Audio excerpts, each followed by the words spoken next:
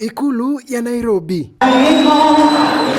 Kila siku kuna wageni wapya, kila wiki kuna mikutano mipya, na kila mikutano huacha ujumbe wake. Ati hawa watu ndio wanashindana na mimi, shughuli.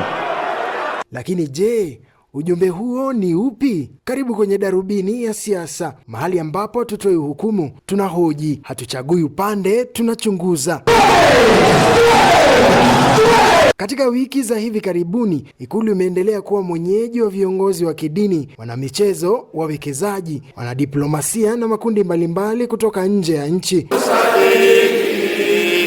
Leo ilikuwa ni zamu ya viongozi waumini wa kanisa la Marafiki maarufu kama Quakers. Mkutano wao ulijadili amani, mshikamano wa kitaifa na nafasi ya kanisa katika kujenga taifa. Lakini tukisimama kwa muda na kuangalia picha kubwa zaidi, je, kuna jambo linalojengwa mbele ya macho yetu? Kenya, nikiwa rais wa nchi hii, hakuna sehemu ya Kenya itawachwa nyuma. Huku viongozi wa kisiasa wakiendelea kufanya mikutano na mikutano ya kampeni ikizidi kushika kasi kuelekea uchaguzi wa mwaka 2027, Ikulu nayo inaendelea kufungua milango yake kwa makundi mbalimbali ya jamii. Je, hizi ni shughuli za kawaida za serikali? Je, ni sehemu ya kujenga ushirikiano kati ya serikali na wananchi, au ni mwanzo wa safari ya kisiasa ambayo tayari imeanza bila kutangazwa rasmi? Na je, katika kipindi hiki kuna mstari unaotenganisha utawala na siasa, au mstari huo unaendelea kufifia?